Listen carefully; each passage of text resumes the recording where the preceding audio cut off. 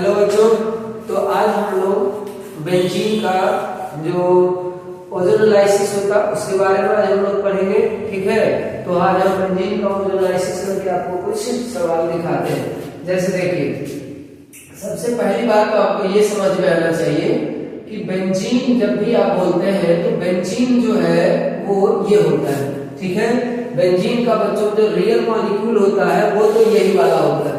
यहाँ तक क्लियर होगा आपको। और बेंजीन का हम लोग दो रेजोनेटिंग स्ट्रक्चर पढ़ते हैं। बेंजीन का दो कैपुल्स रेजोनेटिंग स्ट्रक्चर पढ़ते हैं, जो एक आप ऐसे बनाते हैं और एक आप ऐसा बनाते हैं।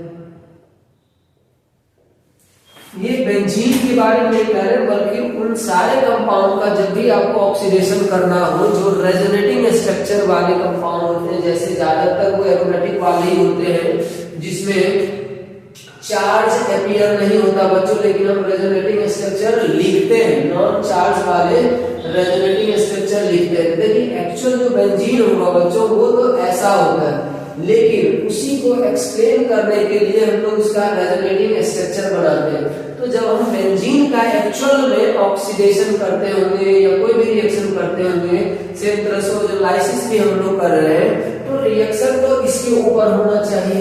तो हमको सवाल में बेंजीन का रेजोनेंस ये ओजोनोलाइसिस कराने देगा तो हमारे पास तो एक्चुअल में यही डायग्राम होगा, लेकिन पेपर पर हम उसको पूरे रिएक्शन को या तो हम इस रेजोनेटिंग स्ट्रक्चर की हेल्प से एक्सप्लेन कर सकते हैं या तो इस रेजोनेटिंग स्ट्रक्चर की हेल्प से एक्सप्लेन कर सकते हैं।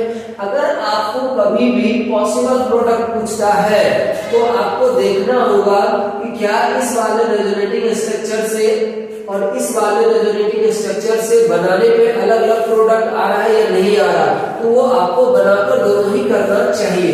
जैसा कि देखिए हम अभी आपको देते हैं बेंजीन का ही, तो बेंजीन का हमको जैसे ही कोई दिया बच्चों ये वाला रिएक्शन, किसी ने भी बोला बेंजीन का आप ओजोनोलाइसिस करिए, तो ओजोनोलाइसिस करने के समय हम लोग क्या करेंगे। मान लिया यहाँ प्लस ये पहला रिएजेंट हो गया, दूसरा रिएजेंट मान लिया हम लोग डाइमिथाइल सल्फाइड वाला ही ले लेते हैं फिलहाल, रिडक्टिव ओजोनोलाइसिस जो पिछले लेक्चर में हम लोग पढ़ाए भी थे आपको।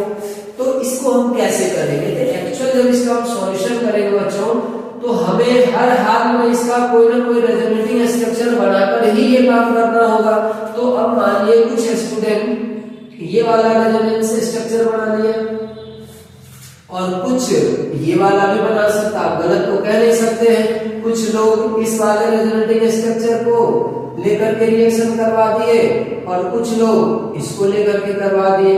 अब इसका रिएक्शन होगा क्या होगा, तो इसमें देखिए क्या होगा। आप शुरू से अगर ऐसे सोचिएगा कि कोई भी बेंजीन अगर आता है तो उसका जब भी ओजोनोलाइसिस करना हो ऐसा पर भी हो सकता है, ऐसा पर भी हो सकता है। लेकिन अब वर्ष देखिएगा ज्यादातर समय क्लास में पढ़ाते समय टीचर लोग क्या करते हैं कि यहाँ पर तो बच्चों के साथ ऐसे करके कर दिए, लेकिन उनके दिमाग में चलते रहता है कि इससे बनाए या इससे बनाए, अभी प्रोडक्ट सेम ही बन रहा होता है, इसलिए वो उतना ध्यान नहीं देते। और जैसे ही इसके ऊपर सब्स्टिट्यूएंट आपको लग कर आएगा और फिर सर आपसे पूछेंगे बताइए कितना प्रोडक्ट बनेगा, तो आप जैसे सर करते जा रहे थे शुरू में वैसे ही आप इसका बना लीजिएगा एक स्ट्रक्चर और उसके बाद कर दीजिए, उसके बाद आंसर बताइएगा और सर कहिएगा आंसर गलत आया है। और फिर आंसर एक्सप्लेन करने के लिए उस समय आपको पहली बार ये बताया जाएगा देखो इसका रेजोनेटिंग स्ट्रक्चर ये भी हो सकता था, ये भी हो सकता था। फिर आपके दिमाग में उस समय लगेगा यार यहाँ तो कुछ अलग बात हो गया। अलग बात कुछ नहीं था, आपको शुरू से ही ऐसा ही सोचना चाहिए था, चाहे इसके ऊपर ब्रांच हो या ब्रांच नहीं हो, आपको हमेशा बेंजीन मतलब इन दोनों के ऊपर ही रिएक्शन हो रहा होगा। अब आपकी मर्जी आप इस पे करवाते हैं या इस पे करवाते हैं। अगर मान लिया हम इसमें करवाए इस पे करवाए रिजल्ट सेम ही आता है तो हम किसी एक को ही उसमें कंसीडर करते हैं। लेकिन थॉट प्रोसेस हमारे दिमाग में चल रहा होता, बैक ऑफ द माइंड हमारा यही चल रहा होता कि क्या दोनों से रिएक्शन अलग अलग आ रहा है, कि अगर अलग आता तो हमको दोनों कंसीडर करना पड़ता, क्योंकि दोनों ही आ रहे हैं, दोनों इक्विवेलेंट है। आप ये नहीं कह सकते इस पे कराएंगे इस पे नहीं कराएंगे, इस पे कराएंगे इस पे नहीं करवाएंगे। खैर हम हमेशा बच्चों जब भी बेंजीन आता है ना स्ट्रक्चर बनाना होता है या कोई भी बेंजीन का का रिएक्शन करवाना है तो इन दोनों के हिसाब से सोचना होगा आपको। तो हम अभी यहाँ पर डायरेक्ट कल आपको बताए थे पिछले लेक्चर में इसका कैसे करते हैं। तो यहाँ पर देखिए जितना भी बॉन्ड होता है, जितना भी पाई बॉन्ड होता है, वो सब के सब टूटेंगे। क्यों टूटेंगे? क्योंकि मालूम है आपको रिएक्शन किस कंडीशन में करवाया जाता है, ओजोन लगातार पास कराया जाता है सॉल्यूशन से, इसलिए ओजोन बहुत ज्यादा मात्रा में आते रहता है, इसलिए जितना पाई बॉन्ड है सबके साथ ये रिएक्शन होता है। पर बेंजीन को तोड़ने का तरीका क्या बच्चों, ये मैं बताता हूँ। आपको मालूम है कि अगर इस डबल बॉन्ड को आप तोड़ते हैं, या आप पहले ऐसा समझ लीजिए थोड़ा सा साइड में, तो शायद आपको ज्यादा क्लियर हो जाए। आप पहले बेंजीन से पहले इस कंपाउंड को देखिए। अगर हम इसका ओजोनोलाइसिस कर देते हैं तो क्या होगा? आपको जो डायरेक्ट बताया कि इस पाई बॉन्ड को आप तोड़ दिए, तोड़ करके क्या करते, जो जैसा है वैसा बना दिया है, जो जैसा है वैसा बना दिया। देखिए यहाँ तक तो आ गए, यहाँ तक। अब यहाँ से जो है, यहाँ से दो पार्ट में देखिए ये टूट रहा है, यहाँ से कुछ ऐसा हुआ, यही दोनों आपस में जुड़ा हुआ था। तो जब आप इसको तोड़ते हैं तो ऐसे सोचिए काट दिया, तो दो पार्ट में हो गए, ये इधर पूरा जुड़ा हुआ, लेकिन ये तो दो पार्ट में हो गया। अब जहां जहां काटा वहां पर क्या कर दिया बच्चों, ऑक्सीजन लगा दीजिए। और से देखिए इसी कार्बन पर एक हाइड्रोजन भी होगा, तो फिलहाल ये अभी एल्डिहाइड बना हुआ है। ये फिलहाल पे क्या है, एल्डिहाइड बना हुआ है। लेकिन जैसे आप इसको ऑक्सीडेटिव करेंगे तो ये H वाला भी वापस OH में चला जाएगा, मतलब एल्डिहाइड से एसिड बन जाएगा। सेम तरह से सोचिए कि हमारे पास अगर दो कार्बन होता इस तरह के रिएक्शन में, तो आप कैसे करते? तो आप इसको भी ऐसे तोड़ते और इसको भी आप तोड़ते, साइमल्टेनियसली दोनों टूटेगा। तो जब आप इसको पूरा तोड़ दीजिएगा तो देखिए दो पार्ट में डिवाइड हो जाएगा। एक पार्ट आपका ऐसा मिलेगा और सेम टू सेम ऐसा ही नीचे से भी एक पार्ट बनेगा। आप अगर सोचिएगा ऐसा तो दो पार्ट हो गया। तो हमें अब क्या करना है, यहाँ तीन पार्ट है, तो तीन पार्ट में कैसे तोड़ते? देखिए बीच में आप एक डॉट लगा सकते हैं। आप सोचिए इसको ना ऐसे करके काट दिए, फिर आप सोचिए इसको यहाँ से ऐसे काट दिए और इसको सोचिए ऐसे काट दिए। अब तीन पार्ट में कट गए। तीन डबल बॉन्ड को जब इसको काटते हैं बच्चों, तो आप देखिएगा कितना सेक्शन मिलेगा। अगर ऐसे ऐसे ऐसे काट दीजिए, देखिए ये एक टुकड़ा बन के अलग हो जाएगा, ये दूसरा टुकड़ा होगा और ये तीसरा टुकड़ा होगा। प्रोडक्ट लिखने का क्या तरीका है, ये जो लाइन है हर बार आप बारी बारी से एक एक लाइन को ढक करके देखिए, आपको अपने आप प्रोडक्ट मिल जाएगा। अगर आप इस लाइन में हाथ रख लेते हैं, इसे ढक लेते हैं, तो देखिए आपको कौन सा टुकड़ा कटेगा। आप यहाँ से इसे काटे और यहाँ से इसे काटे, तो ऐसा नहीं लग रहा कि ये वाला टुकड़ा जो बाहर निकल जाएगा। तो अभी इस टुकड़े की बात करें, आप गौर से देख लेते, एक टुकड़ा आपको ऐसा दिख गया, ये यहाँ से डबल बॉन्ड ऐसे गया है, यहाँ वो लगाइए, यहाँ से डबल बॉन्ड ऐसे गया, यहाँ वो लगाइए। आपको मालूम होना चाहिए यहाँ पर H है, आप लिखे या ना लिखे रहेगा। ये डबल बॉन्ड खत्म हो गया। अब इस बार फिर से हम इस वाले लाइन को ढक ले, तो इस वाले लाइन को अगर आप ढक लेते हैं इस तरीके से, मान लीजिए इस वाले लाइन को आप ढक लेते हैं, तो देखिए ये सेक्शन यहाँ से कट करके ये पूरा पार्ट अलग होगा। तो इस पूरे पार्ट को दिखाने के लिए हम यहाँ पर ऐसे लिख देते, ये वाला सेक्शन दिखा दिए। आपको मालूम है यहाँ पर डबल बॉन्ड लगेगा, फिर यहाँ पर भी डबल बॉन्ड लगेगा, ये H हो गया और ये H हो गया। सेम तरह से सोचिए कि आप इसको भी ढक ले, इसको भी ढक ले। अगर इसको आप ढक के देखिएगा ऐसे करके, तो लाइन यहाँ से कट रहा है, यहाँ से ऐसे कट रहा है और यहाँ से ऐसे कट रहा है, मतलब ये वाला टुकड़ा आपको बाहर निकल जाएगा। तो जो टुकड़ा जैसा लिखा हुआ अभी आपको वैसा ही दिखा रहे। तो देखिए फिर से ये टुकड़ा ऐसा आ गया, ये टुकड़ा ऐसा आ गया। तो बच्चों ऐसा ऐसा इस वाले आरएस से तीन प्रोडक्ट बना और तीनों एक ही मॉलिक्यूल है, तीनों के तीनों एक ही मॉलिक्यूल है। अब सोचिए कि क्या अगर हम इस समय ये वाला आरएस कंसीडर करते हैं, तो क्या ऊपर जो प्रोडक्ट बना है उससे एक भी प्रोडक्ट कुछ अलग आ रहा है या नहीं आ रहा? अगर आ रहा है तो आपको इस आरएस से भी प्रोडक्ट बनाकर आंसर करना चाहिए था।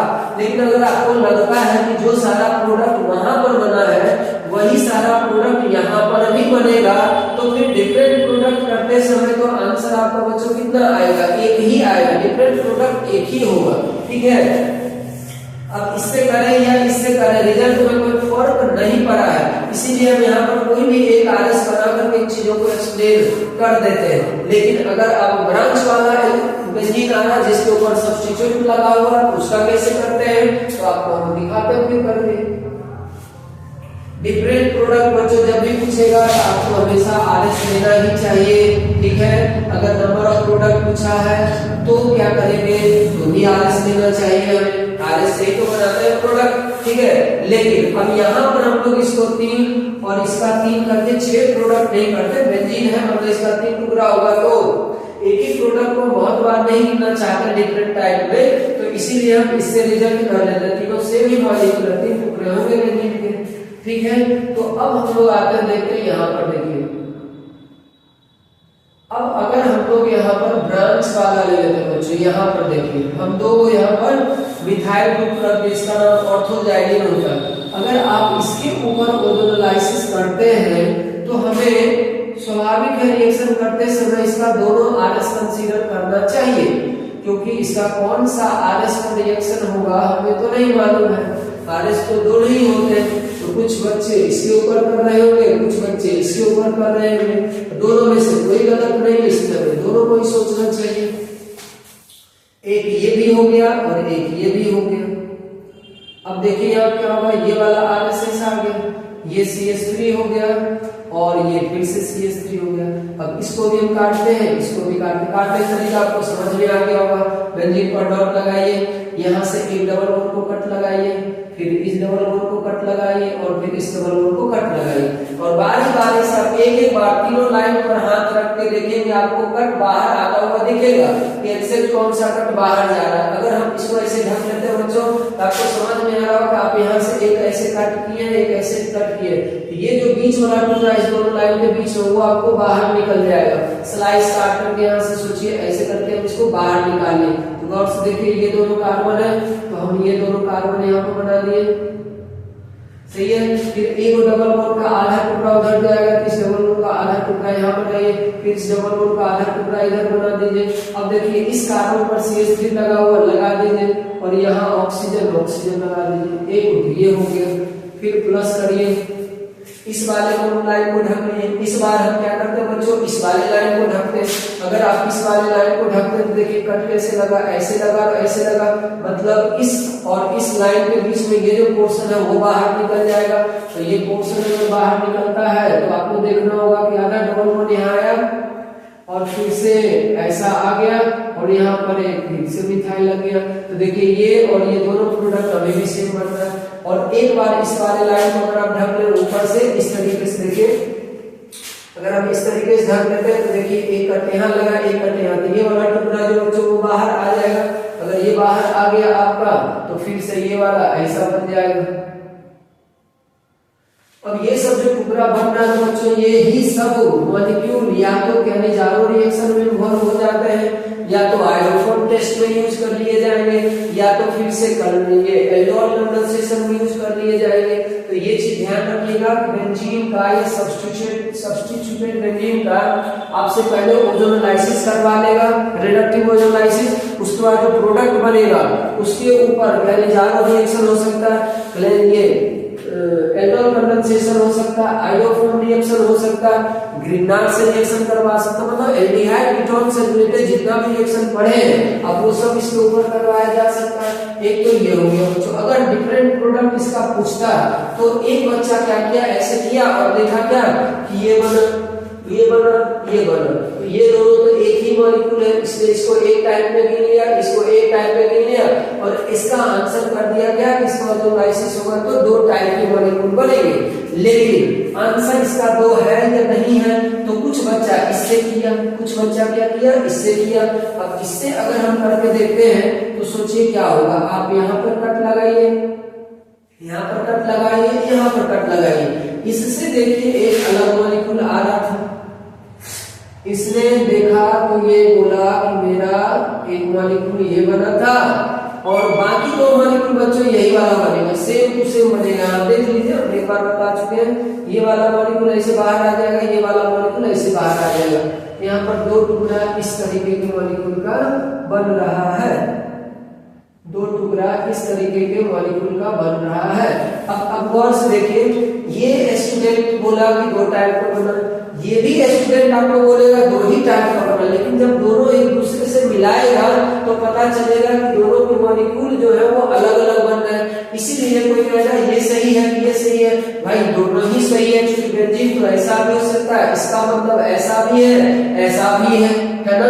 तो इन दोनों को कंबाइन रूप से मिलाने के बाद ही डिफरेंट प्रोडक्ट का आंसर करना होगा। तो डिफरेंट प्रोडक्ट तुमसे पूछे गए अगर तो कितने बोले जाएंगे, डिफरेंट टाइप्स ऑफ प्रोडक्ट कितने हो जाएंगे, प्रोडक्ट। तो आंसर अब देखिए क्या हुआ, ये दोनों मिल करके एक टाइप और ये वाले जो है वो एक टाइप के, ये एक अलग ही टाइप का हो गया। तो टोटल 3 टाइप का यहाँ पर डिफरेंट प्रोडक्ट बनेगा।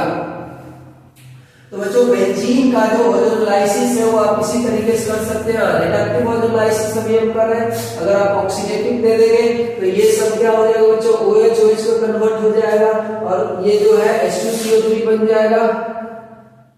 ऐसा भी हो सकता है, अगर आपको H2CO3 बना है तो इसके ऊपर ये टूटकर CO2 भी बन सकता है, या तो आप कार्बोक्सिलिक एसिड बनाते हैं तो फिर यहाँ पर आपको हीटिंग इफेक्ट भी लगा सकता है। तो आगे का ये सब कुछ भी हो सकता है। हम तो अभी एक्सप्लेन कर रहे थे आपको ओजोनोलिसिस। ओजोनोलिसिस जो है वो इसी तरीके से हम लोग कर सकते हैं। एक तरह से आप इसका भी कर सकते हैं, ऐसा दे दिया और फिर ऐसा दे दिया। मतलब कंपाउंड के अंदर जितना भी पाइरोन होगा बच्चों आप उसको तोड़ करके देख सकते हैं, कोई इशू नहीं है। और इसका यूज जो है बच्चों वो डबल बॉन्ड के पोजीशन को फाइंड आउट करने के लिए किया जाता है। सारे प्रोडक्ट को हम लोग जोड़ कर देखते हैं तो उससे हमें क्या मिल जाता है, डबल बॉन्ड का मिल जाता है। तो इस तरीके से हम बेंजीन का भी ओजोनोलाइसिस एक्सप्लेन कर सकते हैं। बाकी इसके ऊपर सवाल का कोई लिमिटेशन नहीं, अब सवाल जितना ज्यादा करना चाहें उतना कर सकते हो। कंसेप्ट बच्चों यही है इसका, ठीक है। तो अगले वीडियो में हम लोग देखते हैं थोड़ा सा एक्सिस ऑफ रोटेशन के बारे में और POS COS के बारे में भी हम लोग समझते हैं, क्योंकि उसमें भी बच्चों को बहुत सारा डाउट रहता है, क्योंकि वो मॉलिक्यूल को देखने ही नहीं सीखते। अगर आप मॉलिक्यूल को सही से नहीं देखेंगे और सीधा POS COS सोचने लग जाएंगे तो आपको बच्चों दिक्कत होगा ही होगा। इसलिए पहले हम 1-2 लेक्चर में आपको मॉलिक्यूल को देखने सिखा देंगे, मॉलिक्यूल को कैसे विजुअलाइज करना है, उसके बाद अपने आप आपको POS COS दिख जाएगा। तो आज के लिए बच्चों हम लोग यहीं पर एंड करते हैं। अगले वीडियो में हम लोग POS और COS से रिलेटेड प्रॉब्लम डिस्कस करेंगे।